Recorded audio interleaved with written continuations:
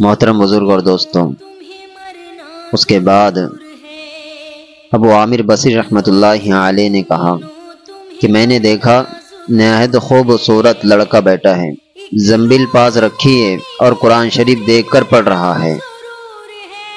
میں نے اس سے پوچھا کہ لڑکے مزدوری کرو گے؟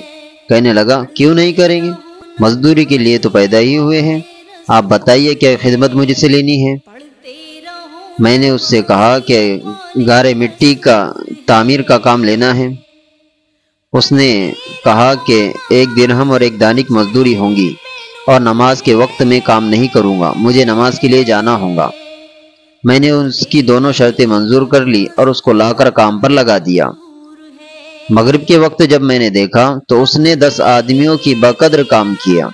اس کو میں نے مزدوری میں 2 درہم دیے، اس نے شرط سے زائد لینے سے انکار کر دیا اور 1 درہم اور 1 دانک لے کر چلا گیا۔